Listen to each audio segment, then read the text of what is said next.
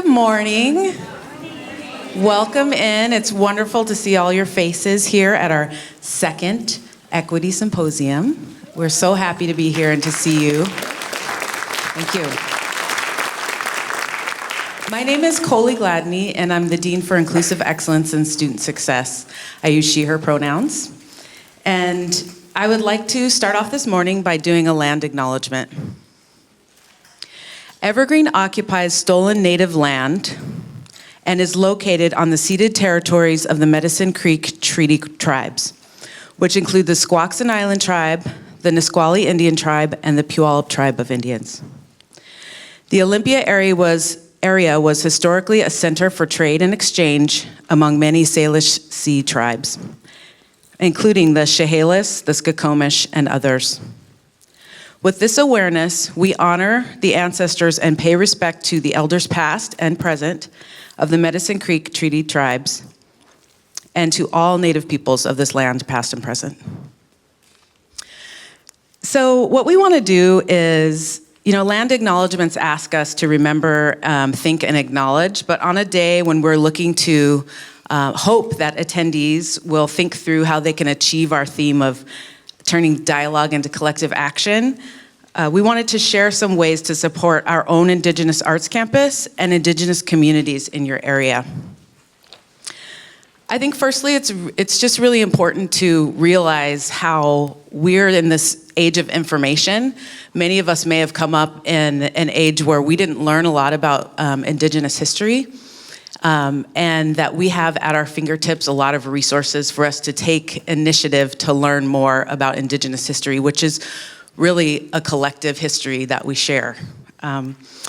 Last week, I had the pleasure of listening to our VP of Indigenous Arts and Education, Tina Kukan Miller, speak about the history of federal Indian law and policy.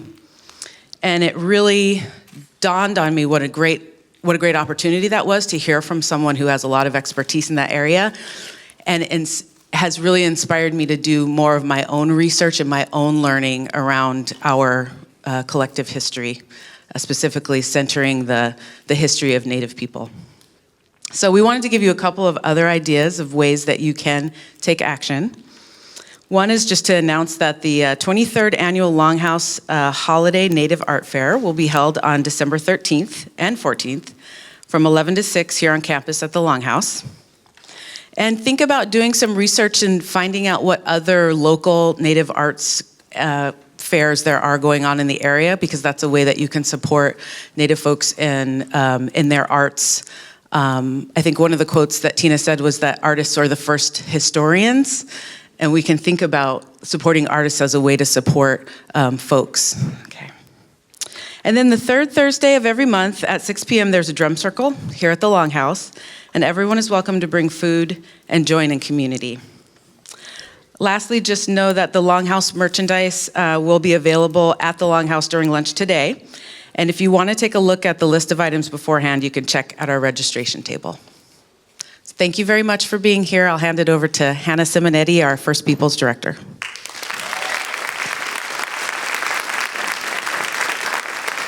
Hi everyone, I just want to go over some logistics really quick so everybody has access. We handed out note cards today so that you could write down your questions. We want to make sure everybody's questions make it to our wonderful legislators. We know we won't be able to go over all of them, but we will type those up and send them to these wonderful folks. So if you are collecting note cards, raise your hand right now. So there's folks in the corners of most places. There should be one over here. She's coming in soon. And so you can pass them up to these folks throughout the time, or if you need to get a hold of them, you can wave your hand as well. If you do not want to write on your note card, or you don't have a pen, we also have a text poll so that you can text in your question to us. And they are stationed around the room as well. If it's too far away for you to see, you can get on their Evergreen .edu/equity site, and if you scroll down to see the day's schedule, right next to the Washington Women of Color panel, you can click that link and it's the text poll right there. So we will also be monitoring those and taking questions from the text poll as well. And so now I want to introduce you to our wonderful moderators. Sherwanda Beck is a MPA student here at Evergreen. And then Jeremy Mohn is the Evergreen Director of Government Relations, and they will be leading our panel today.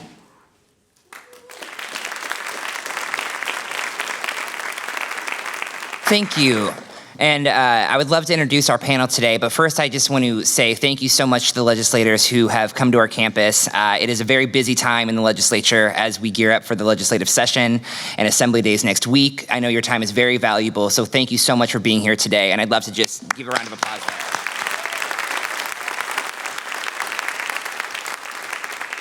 So we're gonna get right into it. We are going to have each of you introduce yourselves and talk a little bit about your experience, your life, and then answer the first question, which really ties into our theme today, which is, how did you transform dialogue into collective action by choosing to run for office? And was there a particular event or issue in your community that prompted you to run? And we will start with Representative Deborah Entenman. Thank you. Good morning, and thank you for being here. I am a person who has overcome many obstacles, and I am very happy to be a state legislature. I was in the very first class of Seattle King County Head Start, which is a low-income preschool program. I grew up in the Rainier Vista Housing Project in Seattle, Washington.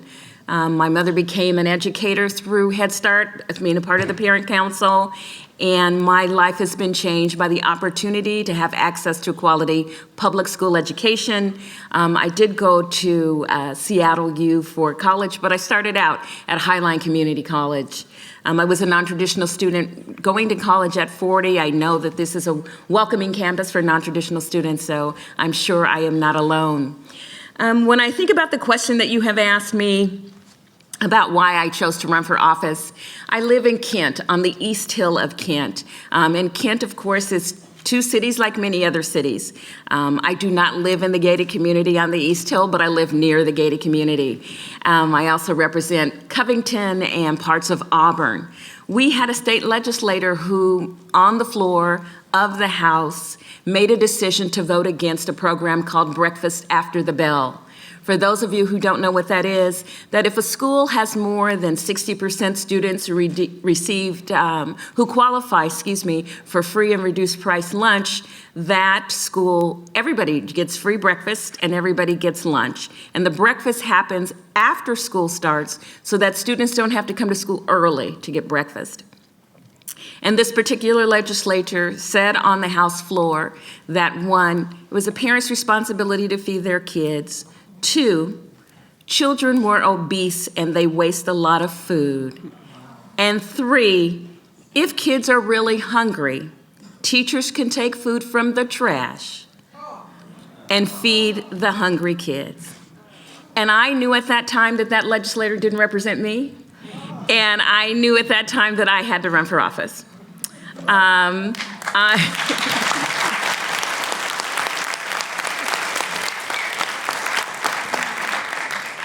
I had spent approximately 12 years working for a member of Congress by the name of Adam Smith.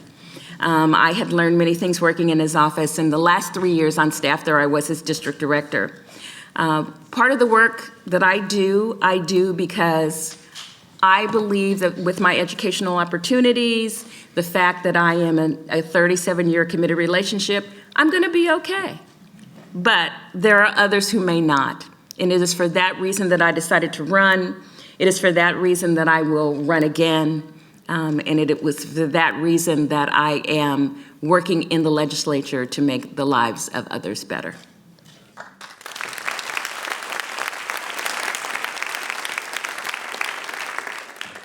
It's on me. Good morning. My name is Representative Melanie Morgan, and I represent the 29th Legislative District, which is South Tacoma, Frederickson, Lakewood, Parkland, and Spanaway. All right. So I started off as being a community activist in my community. I served on many boards and planning committees, such as the Martin Luther King Planning Celebration for the City of Tacoma, which is the largest indoor MLK celebration. I spent 5 years on that committee. I also was on the Community Healthcare Board and was on the Pierce County Housing Authority Board for 9 years. So I have a lot of experience and involvement in housing. So in my life, there have been challenges. It didn't seem to start off that way as I grew up in the military. I grew up overseas in Spain and Italy, graduating high school, and then joined the military myself. My last duty station was here when it was called Fort Lewis. It is now JBLM. But this is where I decided to make my home and raise my family, right inside the 29th. And that's where I've been volunteering in the schools, and that provoked me to run for the school board, which I successfully succeeded at and became the first African-American Black woman to serve on this board in 20 years. So it was, yes. That kudos really belongs to the community, the constituents who knew that it was time for equity to take place inside of their district, the Franklin Pierce School District. So I thank those voters. I spent 3 years on that board. I did not realize the disparities that my people were really in until I started looking at the data as being a school board director. It was appalling. And I knew that I had to be that voice. I had to be the convener to bring people together in the community of all colors, of all races, of all creeds, of all genders, of anything that is different than what status quo has said is success. To convene that, to bring the conversation to the table. And so that's why I decided to run for the State House of Representatives. And I successfully won that because I am from the community. I didn't just grow up overseas in a military life and then go to college. There were some bumps in there, like being a single mother of 4 children. Children who are successful today, all of them, 2 are in college now and 2 have graduated from college. So if any of you are single parents out there, do not let the circumstances predict what could be. So there came a time too, just recently in my life, of when I got divorced. It is known that women tend to enter poverty immediately.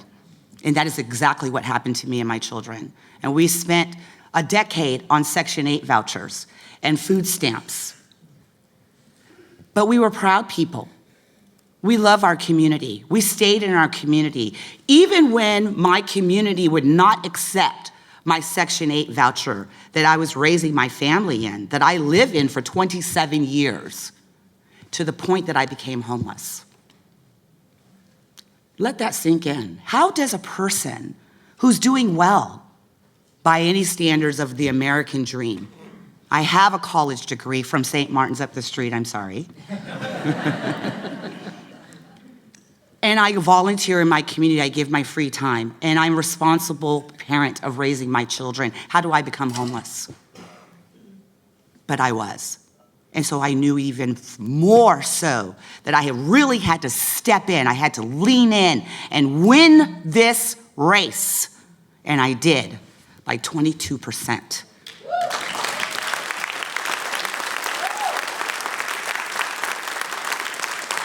Engaging with community members who had not been engaged civically for 20 years. That's what I heard at the doors when I was doorbelling.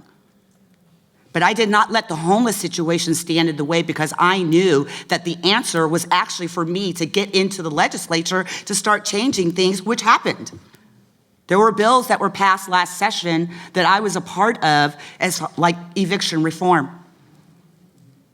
I had a personal story to tell behind that on the floor, and we prevailed. Thank you for inviting us here today to continue to peel back the layers of equity, of inclusion, and of diversity. And I am so happy to be here with my colleagues so that we can continue to share and collaborate and transform not only this audience, but you have a responsibility today when you walk outside this door. You must continue the fight, and you must continue the dialogue, and you must continue collaborating, and we must continue to be cohesive and strong as Washington State. Thank you.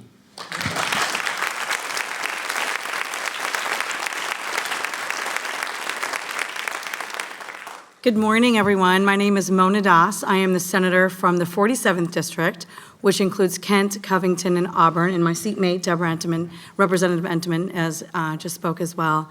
It is an honor and a privilege to be here. I will tell you, I am 48, I just turned 48 years old, and every time I'm in a room like this, it makes me, we didn't have this when I was growing up, right? I've lived in 8 states and 3 countries, and I've always been the only brown person in every room that I walk into.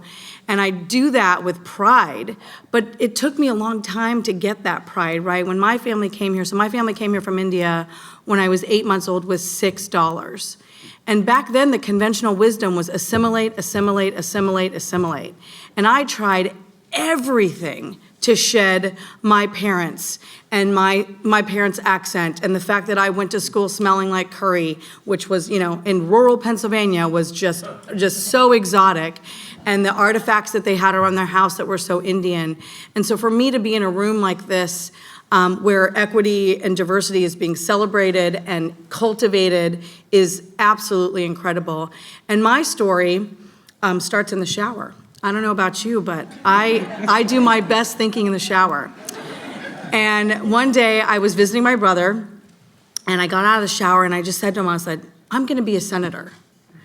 And we both looked at each other and we just started to laugh, because I'm classically Indian. Half my family are doctors, the other half are engineers. So for me to want to do something I am truly the black sheep of my family. And so for me to want to do something completely different was just unheard of. And I had never seen a politician that looked like me.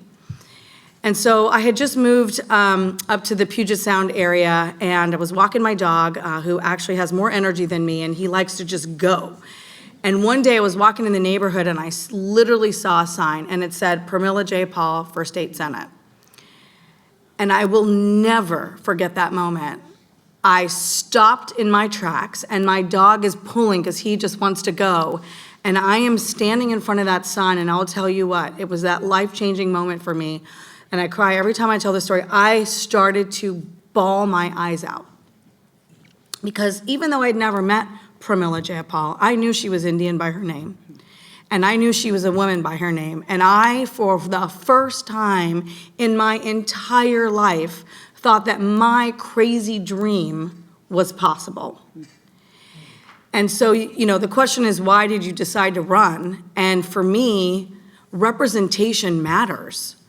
The 5 of us being new this year, we shook things up. I don't know if you noticed, but we passed some bills that wouldn't have passed a long time ago. And every one of my colleagues tells me, we are so happy that you are here. You bred some life into this institution, and now we feel that other things are possible. So that is why I ran, because I truly believe representation matters. And if I can be the inspiration for one little girl from whatever country she was born in to realize that her dream, it doesn't have to be politics, it doesn't have to be whatever dream it is, that she can look at me or any of us up here and say, if Emily can do it, and My-Linh, and Mona, and Melanie, and Deborah can do it, I can do it too. And that's why I ran for office.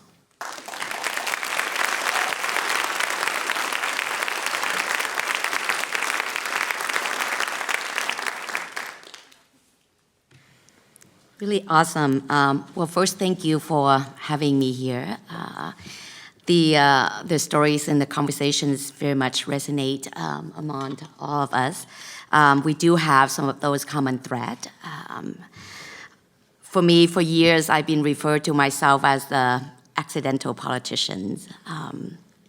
I didn't dream to become a politician. In fact, my mother, who majored in political economic as a first woman, first child, the only child in her family attending university, she have told me to stay as far away from politics as possible. As many of you may know, I'm trained as a pharmacist, graduated University of Washington. So I came to this country as a refugee from Vietnam at the age of 15. Really, it was, post-Vietnam War, it was really about searching for safety and opportunities.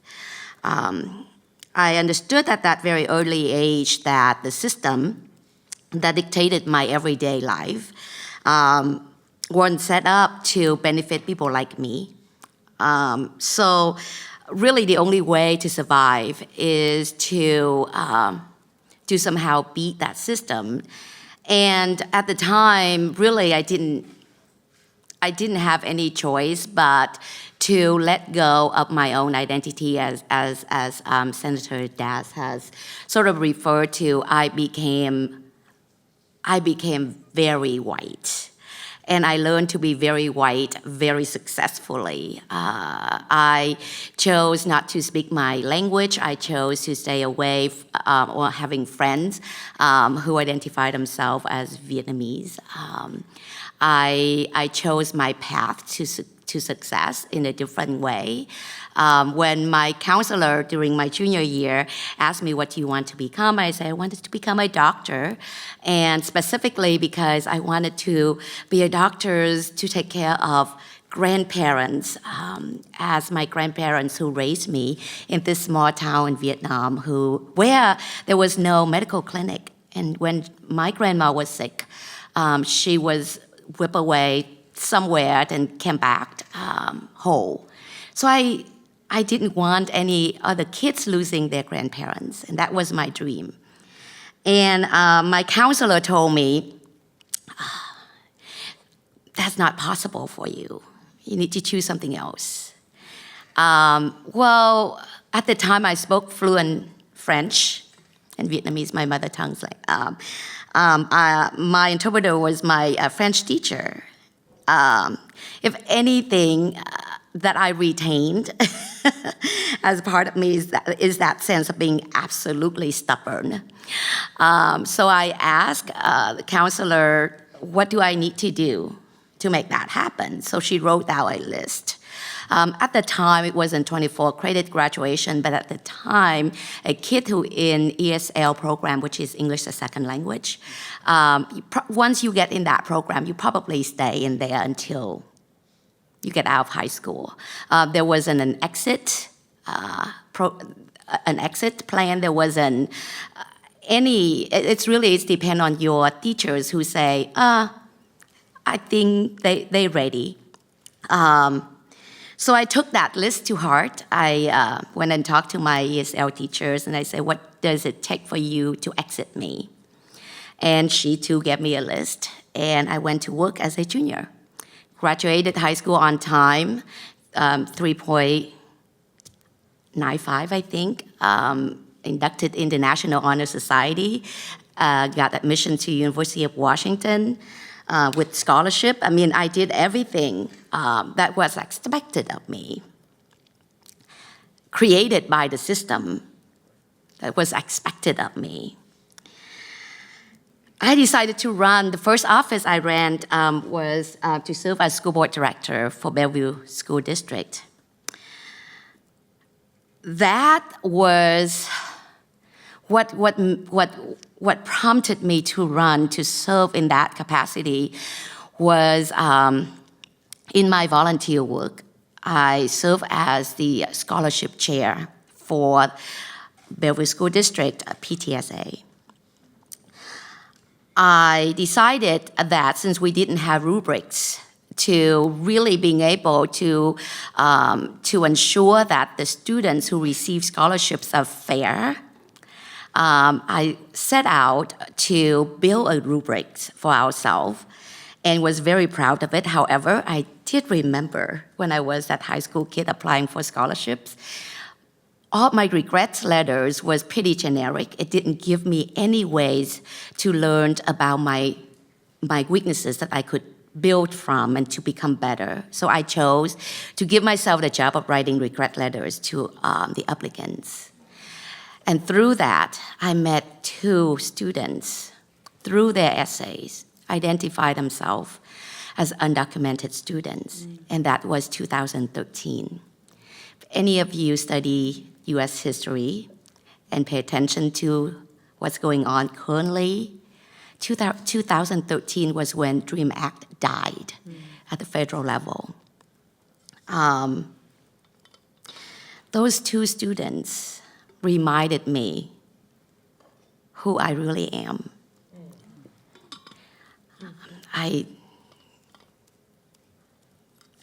I was reminded by these kids, and I felt compelled to do something about it. The system didn't serve me.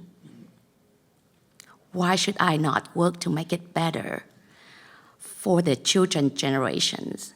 And as a parent, I recognize very clearly that even though my own children was born here in this country, they face discriminations and racial injustice every day in their life.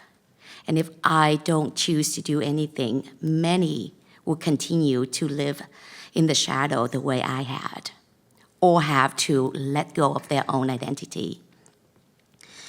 The reason why I ran for this office was simply, that's all I have.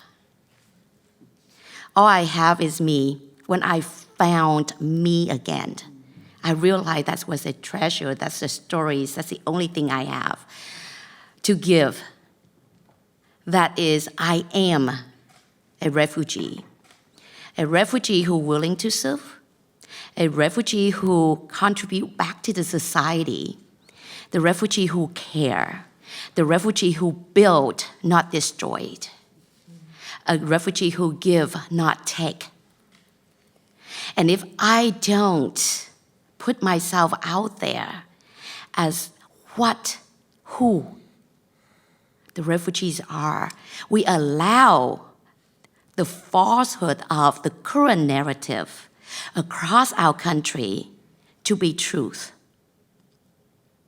And it's not.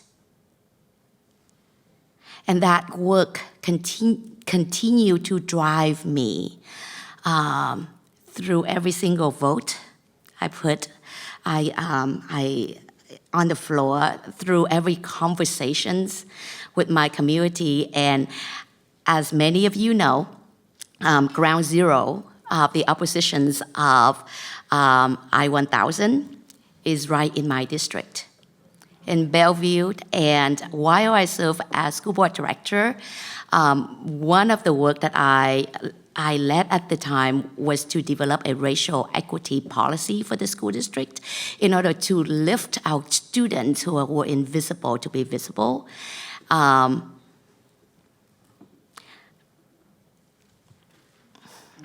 Thank you for allowing me to share with you my journey, and let's continue the dialogue. The kind of dialogue will prompt all of us into action.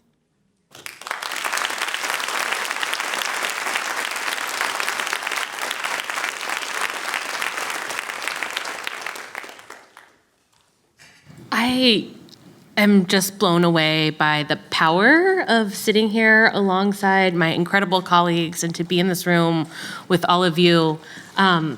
We know each other, but I don't think I've ever heard each of their stories in this richness before. And I think taking opportunities to celebrate all that we've accomplished and to acknowledge each other's struggles and experiences is only going to make us stronger legislators as we move forward. And hopefully continue to build power and bring more people into our legislature that represent the breadth of our community. My name's Emily Randall, and I am the state senator for the 26th legislative district. That's Gig Harbor, Port Orchard, Bremerton, and the Key Peninsula. And it's a community that I grew up in. I grew up in the house that my mom grew up in. Both of my sets of my grandparents moved to Kitsap County in the 50s and 60s. And they moved because of the military, like almost every other family in our community. The naval base and Puget Sound Naval Shipyard is in Bremerton. My dad's parents, though, moved from Ogden, Utah because they were facing employment and housing discrimination. My family's Chicano, and my grandparents had applied for an apartment at a time when you just filled out and mailed in a form and you didn't have to go in person, or you didn't email, find each other via Craigslist and Google to see what this person looks like.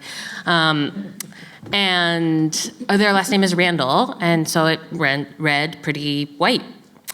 And as soon as they moved into their apartment, all of their neighbors began circulating a petition to get them to move out. And my grandpa, who had been a Marine and served in Korea, was working as a journeyman sheet metal worker and was getting passed up for promotion after promotion as he would train folks who then went on to succeed him. And he knew he wanted better for his family. And so that is what motivated my family to move here to Kitsap County. My dad was 11, and he had 2 younger siblings and an older sibling, and they settled in. And like we've heard from some of my colleagues, my grandparents really tried to assimilate. They stopped speaking Spanish to their children, to my dad, my aunts and uncles, because they didn't want them to face that kind of discrimination. They did continue to speak Spanish, thankfully, when they were telling secrets about Christmas presents or when you were very in a lot of trouble. And so I did grow up, surrounded by some of their language. And that was really interesting to me. They also, by the time that I was growing up, I think were more reflective on their own journeys and were able to, share some of these stories and really support an interest in our own culture, in myself and my cousins. But I remember at a really young age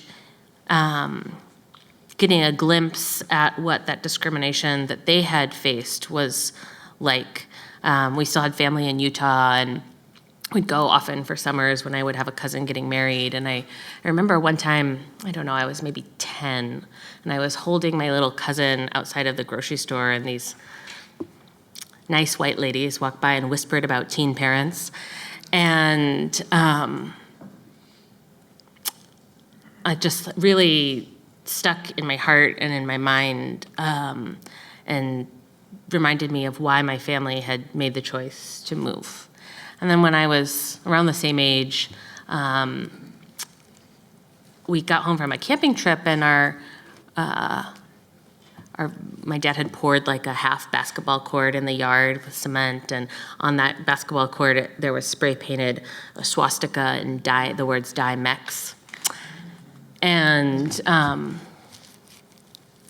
I remember my grandpa being so angry, and my dad just trying to find like the strength to tell my younger brother and I that this was not representative of our community, that this was the work of a few angry, radical people that were not our neighbors, not the neighbors that we know and loved. And I think I heard his story, but also clearly those experiences as a 9, 10-year-old have stuck with me. But I also grew up with this deep understanding of what service meant. I come from a military family. My mom's dad was a firefighter after coming out of the Navy and worked for the fire department in Bremerton for 30 years, also served as a water commissioner in our small community. My grandmas were, very active in their community too. One worked at our local hospital in housekeeping and was a union organizer. And this sense of giving back no matter who your neighbors are was what really inspired my family. And another really formative experience for me that drove my path forward was when my little sister Olivia was born. I was in elementary school, and Olivia was born with microcephaly, which is a developmental disability that basically means small brain. They don't know why. We knew partway through my mom's pregnancy that my sister would be severely disabled, and then when she was born, the doctor said, we still don't know how long to expect her to live. And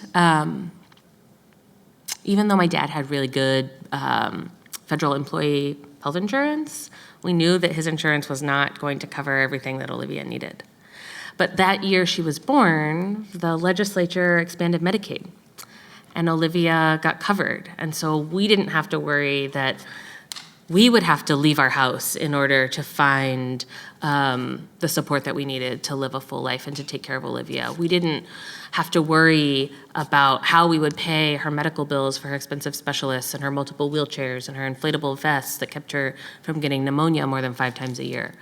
We knew that we could just focus on taking care of her. And that was an early sign that the role of government was about making our lives better. So I saw this intersection of some problems, the tenets of community support and service, and the fact that our elected officials played a huge role in making sure that we could live and build the best lives that we could imagine. And so I started circulating petitions and rabble-rousing in public school. I saw only one tetherball pole on the playground of my elementary, and the girls who would wait in line all recess period and not be able to play tetherball, and knew that we could get another one. So I got a little clipboard and walked around and got the signatures, and then my principal said, okay, we'll get another tetherball pole. And then in junior high, our buses were parking in front of the one wheelchair ramp that existed in the school. And so I made a lot of noise in the office until they directed the buses to park with space, so that when my mom would come to, I don't know, a sporting event or a parent-teacher conference with my sister, she'd be able to get into the building. And in high school, when we didn't have enough chairs in my AP English class, I staged a sit-in my principal's office until he got chairs so that we could sit and learn. And I feel really lucky about the grown-ups in my life who saw my desire to make change and didn't turn a deaf ear to it, who believed in my ability to be a leader and inspired me to keep working. And I was the first person in my family to go to a 4-year college.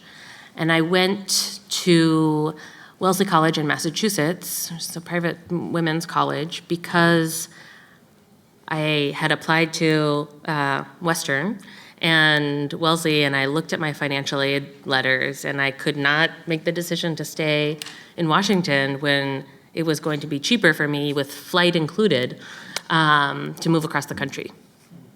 And that's what I did. My family couldn't afford a lot, and so I moved to Boston and had the chance to, meet classmates from all around the world, to be in rooms that were so much more diverse than any of my classrooms growing up. My district is about 83% white, so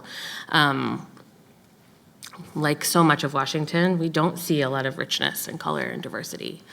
But learning in this new place to look at the world differently and to see new structures that we could work together to fight really empowered my earlier interest to make change. So I spent my career after college as a fundraiser for healthcare and education organizations. I worked for Wellesley, I worked for Children's Hospital of Boston, for San Francisco AIDS Foundation, and for Planned Parenthood, where I raised money to ensure that families like mine, that queer folks and women and children across the country would have access to the life-saving healthcare that they needed when they needed it, and access to the educational opportunities that would allow them to change the course of their future. And it was while working at Planned Parenthood, having just knocked on doors in southern New Hampshire for the 2016 election, that I watched the election results. I was back on Wellesley's campus with 3,000 classmates and alums and students, crossing our fingers for the first woman president, with my Planned Parenthood on, thinking about what this would mean for reproductive justice. And then the greatest party turned into the worst funeral I had ever been in. And I knew that everything I had fought for my career, for my life, was at risk. That our access to healthcare, that the belief that smart women had a leadership role in our country, that investments in education, that they were all at risk.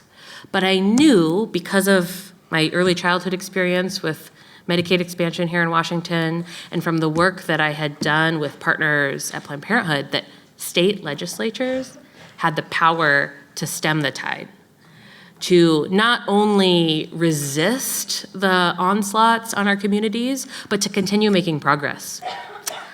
And that's when I decided to run for office. And my district, my home district, was at the time represented by 3 Republicans. It had been a swing district. Congressman Derek Kilmer, who is our current congressman, had served in the Senate and the House before, but folks had given up on our community. And one of the representatives had championed the bathroom bills in Washington, and the state senator had been a lone female voice to speak out against equal pay on the Senate floor. She was the one vote against establishing the work group to study missing and murdered Indigenous women. And I knew that my community, our state, and frankly, our country deserved better representation for the 26th district. So that's why I decided to run.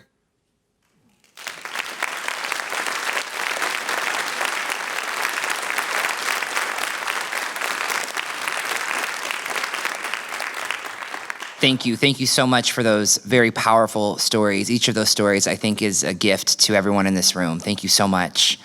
We're going to move right along into some questions that Sherwanda and I have.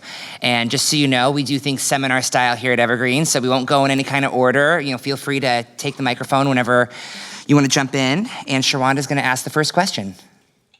Each of you have run for office as women of color against white males with inherent privilege. What was that experience like, and what challenges and opportunities are present when women of color run for elected office? All of them. So Go ahead. So in my particular case, I ran for office, and the challenges for running for office are raising money. In my particular race, I raised $308,000 for a job that pays $41,000. Or it might be 44 now. We got a little bit of a raise. So the challenge was putting myself out there, putting my family out there, and I think as a woman of color, we also remember that we are putting our families out there. When we run for office, one of the first things I did was call everybody together at a family barbecue and say, I'm thinking about running for office. It might get ugly. That means anything that is not public may become public. Be prepared. And everybody said, don't worry about it, we got you. I did not have any family dirty tricks in my campaign. I did have someone decide to send out a flyer telling people to vote for an African-American woman who was on the Kent City Council who didn't live in my district, but they were saying that she was more progressive than I was. That was some opposition literature that came out. I also know that it is very easy for people to try to tie you to other people. So for example, I had worked for someone who represented parts of Seattle, and I grew up in Seattle. And some of the things that people were saying about my particular candidacy was that we were the East Hill of Kent, we were South King County. We did not want Seattle politics in South King County. So that was just another way of saying we don't want people of color, we don't want progressives, we don't want people who will be different in the legislature. So that was a challenge for me. The opportunity was to go to communities and go into areas like, there were a number of mobile home parks on the East Hill of Kent. I doorbelled those mobile home parks even though there were no soliciting signs. Mm-hmm.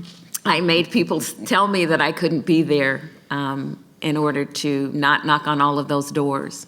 I went into apartment complexes, again, where there were no soliciting signs.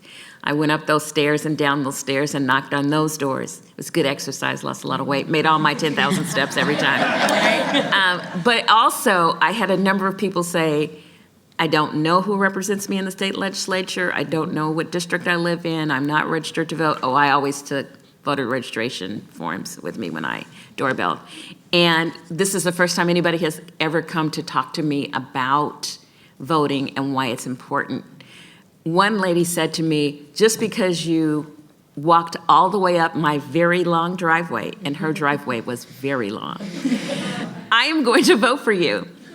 So what I would say is the challenges were many. The rewards have been amazing. It is not going to be easy, but you can do it.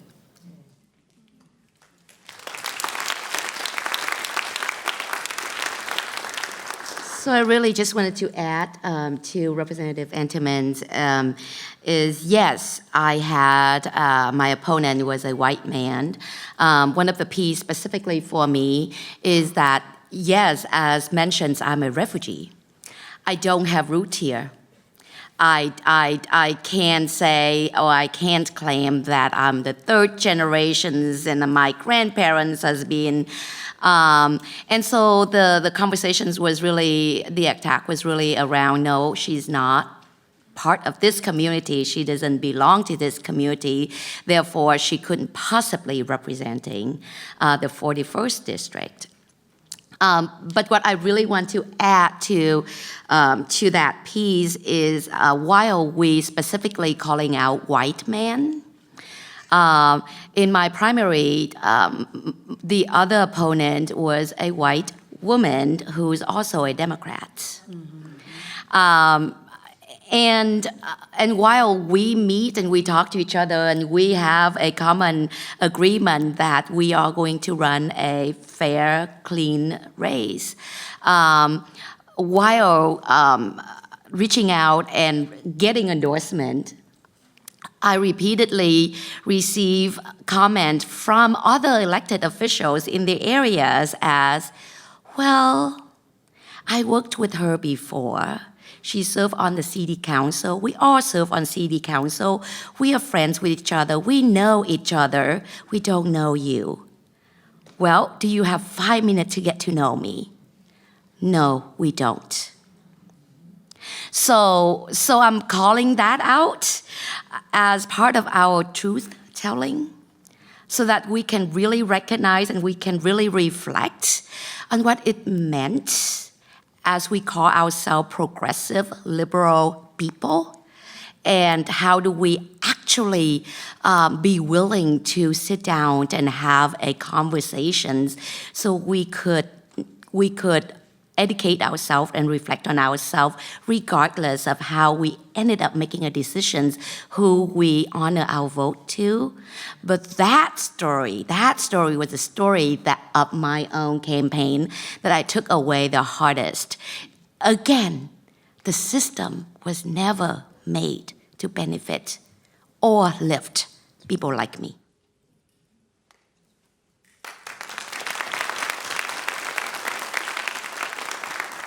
So I had a Facebook memory pop up this morning, reminding me that on this day last year, my election wasn't settled yet.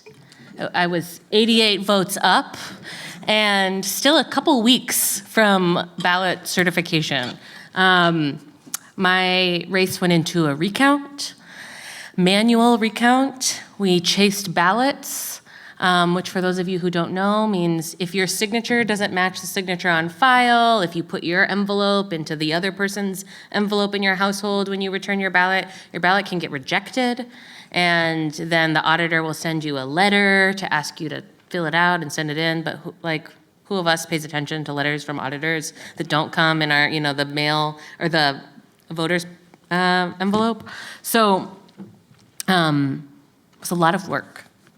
And it was a lot of work up until the very end, but it was also a lot of work from the very beginning. I didn't have a Democratic primary. I declared against the incumbent, who was that white woman who spoke out against equal pay. But she pulled out during filing week and chose a candidate who was a white man who who believed that my sexuality and my relationship were an abomination, who believed that women didn't deserve control over our bodies, who had said really racist, offensive things about Lieutenant Governor Cyrus Habib when he was running against him for lieutenant governor. And I knew this man did not represent the character of our community. But it was hard work to convince voters that it was important to participate, that it was, that so much was at risk because he kept a lot of his bigotry out of the League of Women Voters forums and, didn't bring those issues up in conversation. But when you scoured the internet for previous elections, you saw the truth. I will say that his supporters didn't back away from using some of these same tropes. Even though I did grow up in the house that my mom grew up in and my family had been there for a long time, they said, Emily Randall is a carpetbagger who represents California, because that's where I had moved from most recently. They don't have a lot of new ideas, I think. Socialist, Seattle, like those are the typical things. But one of the things that I was most proud about was reaching folks, like Deborah said, who hadn't been reached before, down those long driveways in our rural community, folks who had felt previously unheard and unlistened to by their elected officials, and particularly young people. So I am 34, I just turned 34. I'm the youngest member of the Senate, and though I think the House, Jared is much younger than me. But it was important to me to make sure that we were reaching young people in our community.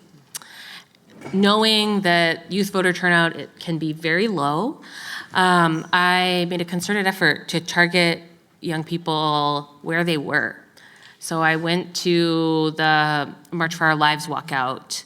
I hung out in the parking lot of our Safeway and looked for mostly young men who had their doors open, who were listening to music and like vaping. I was like, hey, do you want old people to make decisions about your life? No?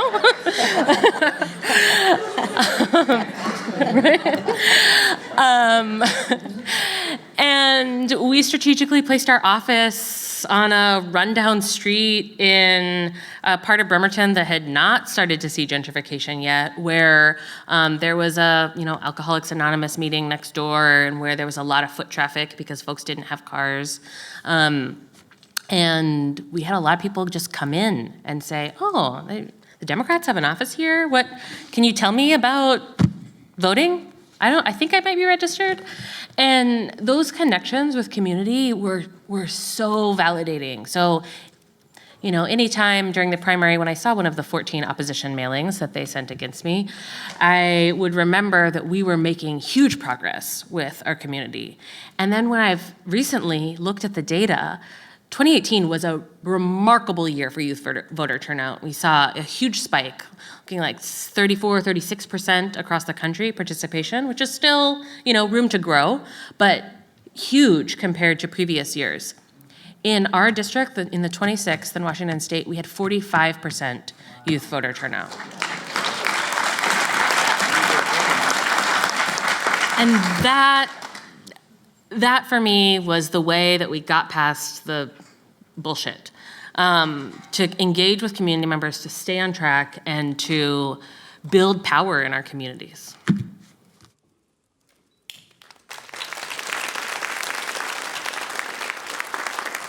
So I chose to run against one of the most well-liked Republicans in the state of Washington, who everyone thought was going to be governor someday, and nobody wanted to run against him. I think they asked 15, 20 people to run against him.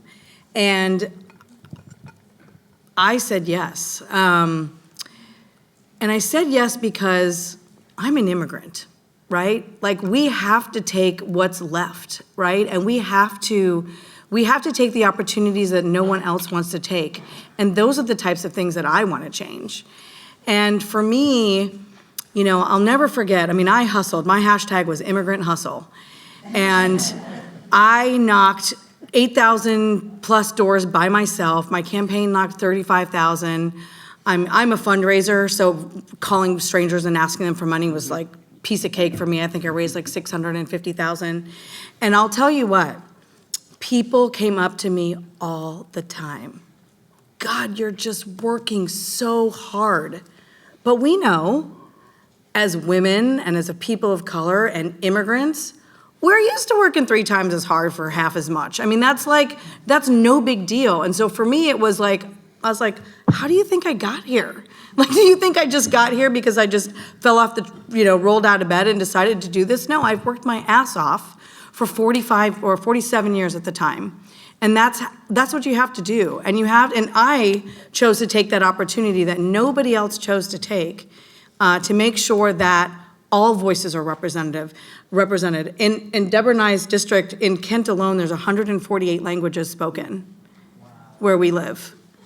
And we were represented by 3 men that don't look like us. Just close your eyes. Yep, that's what they look like. And so for us, and to be able to run with another woman of color and to say to our district, we are here to actually represent you and make decisions in the legislature that affect you, that don't affect men of extreme privilege. And I'll leave you with the last story that I will, never forget. My opponent ran one piece of literature against me because he didn't think he was going to lose. He literally didn't think he was going to lose. So he didn't even take me seriously. I remember he asked a lobbyist, like, do I have to worry about her? And he looked at him and he was like, yeah, you do.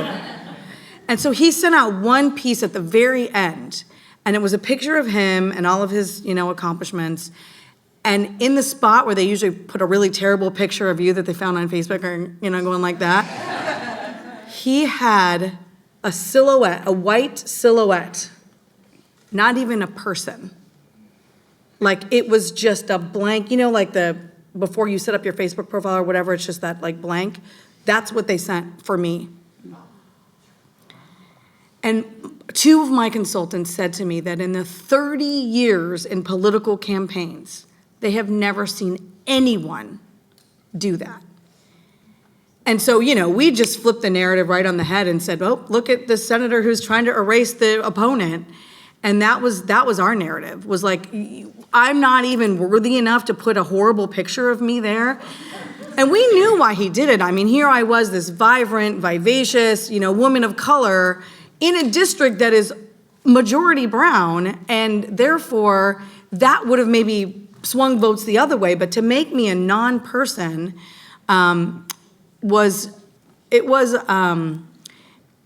it reminded me why I decided to run. Because they say if you are not at the table, you are on the menu.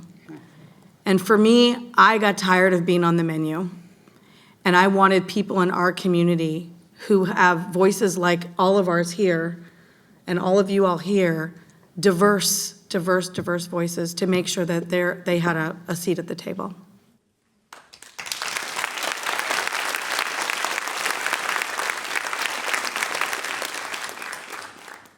So I think I have a little bit of a different twist on my opponent that I ran against. My opponent had been reelected in my district many times over. And I have to admit, to my chagrin, that I was a part of electing this person over and over again. And it came with a simple way that most people who are struggling, most people who are going about in their lives vote. And that is, if I'm a Democrat, then just choose all Ds, right? So we were just checking the Ds, not knowing that the person that we were checking was really a predator. Yeah. And so I joined the race in more of a Me Too movement. And as you remember, it was out in the News Tribune that this person was brought up on ethics charges of sexual harassment. And so that was the preliminary of how I was able to run against another Democrat who was a white male with lots of privilege. But the reality is this, that in 2017, my campaign advisor shopped my name to see how it would fare if I ran in the 2018 races. And actually, this white consulting group told me she'd never win because she doesn't have any name recognition. Okay, I took that. I went ahead and still served my term on my school board. But 2018 came and an opportunity showed up.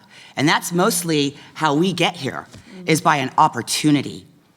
And that we have to be savvy and awake enough to know that it's an opportunity and to move forward with all gusto. As Senator Doss had mentioned, that we have to apply extra to move forward in these positions. So for me, when I started running, I'm like, okay, first of all, what is the job description of a state representative? What is a state representative? We hear about senators all the time on TV. Excuse me, senator. But we never hear about state representatives. And so I went to the legislative codes and bills and such and found way back in the 1800s when they established the position and looked at, oh, these are the things that I have to do. And I started campaigning on those, like rebuilding my legislative district because it had a sore eye on it with our predecessor. Or we were the lowest voting district.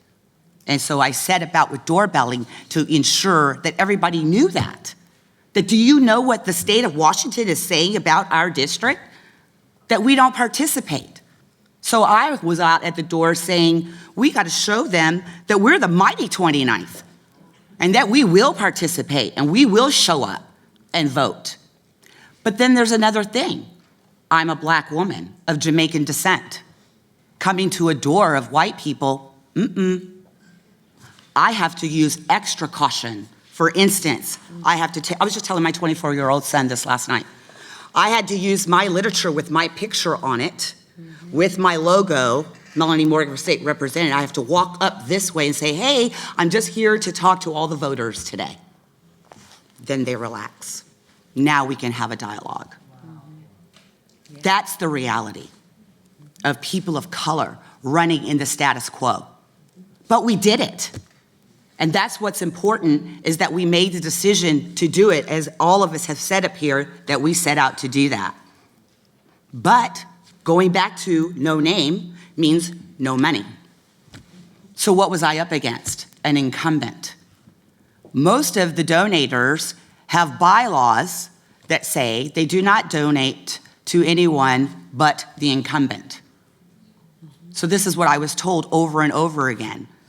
We cannot give you money because it's in our bylaws. I hope that in the time span of a year, they change those bylaws, because really, is that equity? No. So the struggle is real for us. I started with $0. Do you remember I told you I was homeless? I was sleeping on my sister's couch. I didn't even have a home. My kids, 3 of them were away in college, but my daughter, I had to return her to her father's house. So we're separated. But I still said, we can do this. And I love fundraising too. It's actually it's a little bit of fun. Don't think I'm crazy, but it is fun. $0 till we raised $100,000 to win this race. Each one of those dollars came with a phone call from me, a letter from me, a handshake from me, a speech from me. I even had people donating to me on the doors. That's me going there. So what I guess I'm really trying to say here, kind of just to wrap it up for all of us, is that you have to take the risk in this country. It was founded that way, wasn't it? Regardless of the color. So we are going to continue in that. But now, we belong. I do not have to assimilate. I assimilated in the US Army. That's good because they need to defend. And then we need that kind of uniformity. But out here, why is it that all of us have the story that we had to abandon our ethnic and cultural identities in order to be successful, which is white success, as I term it. We changed that in 2018.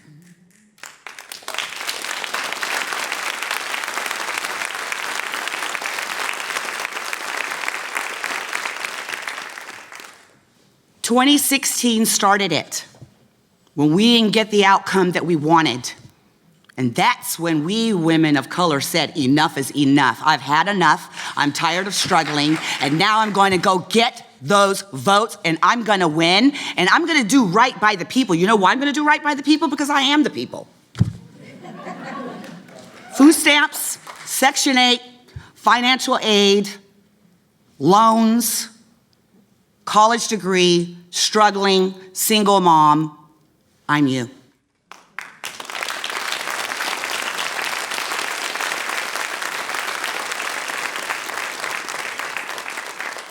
Thank you. We probably have to skip the other questions we had just because of time constraints, but we do want to do at least one audience question. Hannah, do you have one ready? How do you navigate safety in a world that is increasingly threatening to women of color in public roles?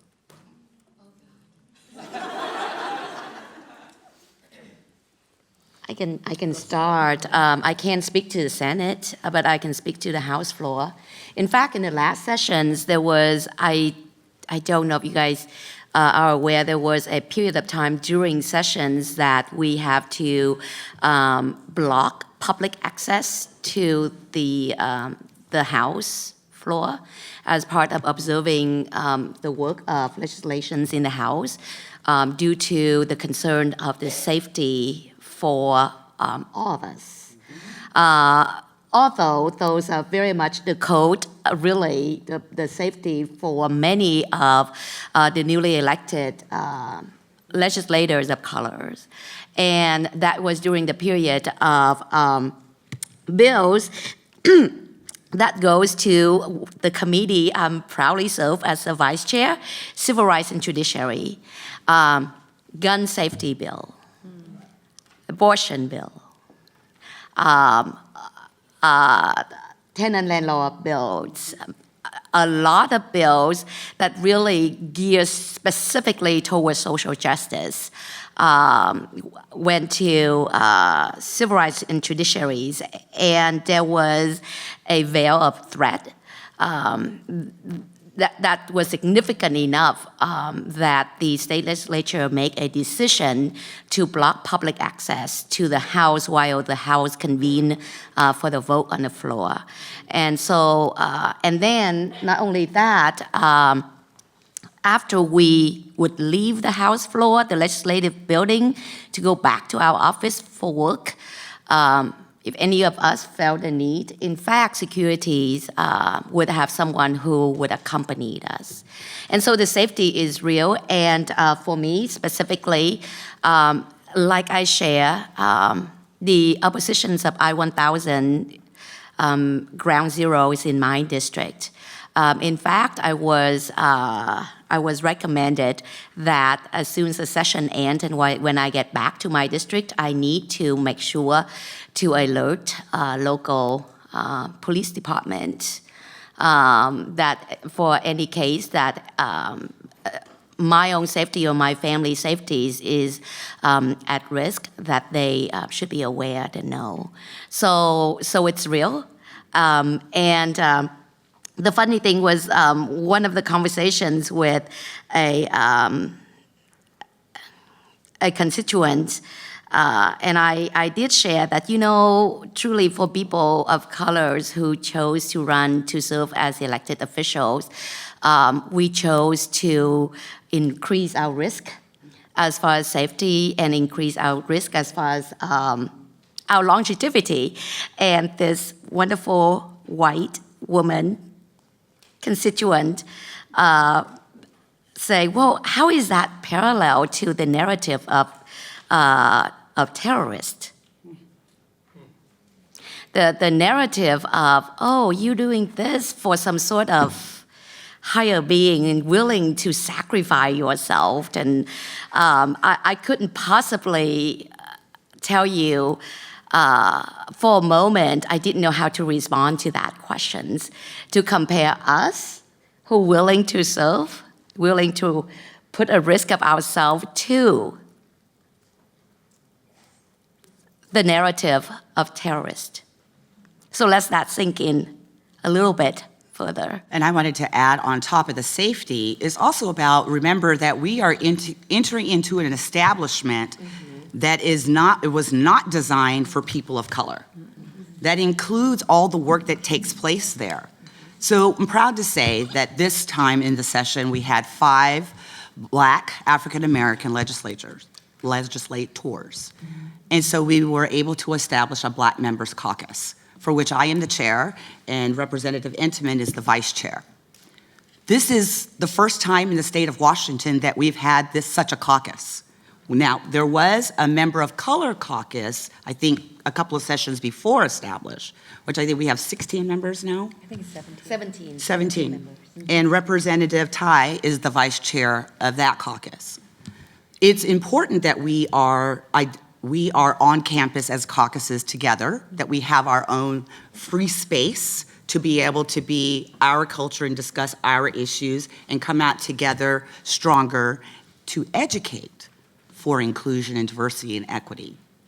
So, but one of the major things that I found as the chair was that our country tends to tokenize any culture. And for Black people, it's one Black person represents all Black people. So I spent the session spreading all 5 of us out. We are all Black people, but we are not the same. We don't look alike, yet they thought we were alike. She was called Representative Morgan, and I was called Representative Intiman many times during the session. Or I'm in the elevator and I get the question, who's your boss? I'm the boss. So we have a lot of work to do, right? That's evident.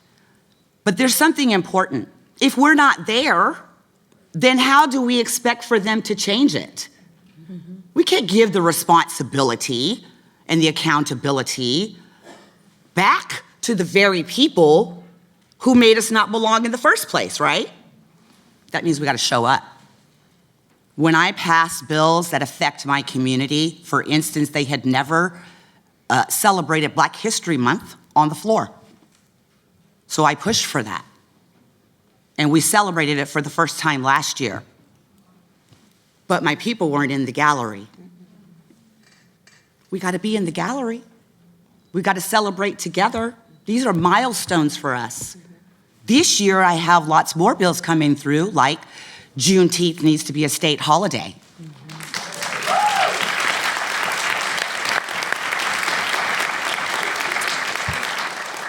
Even more importantly, we are working on a bill for a state equity office. This is important. We couldn't get it through last year, but we got a task force going this year that I'm a part of, and we will be reintroducing this legislation once again. It would be wonderful for all of you to come and testify for that bill, because that's exactly what we're here for today. This would help our work. It would make it easier for the state to now define equity, because we all have different definitions, because we come from different places in life. So it's important that you show up, and it's important that you vote. All of us in the House are up for election next year. We need your votes to continue the work. We don't want the work to stop here. We want to continue the work. We want to do meaningful work and make meaningful laws for all of the state of Washington.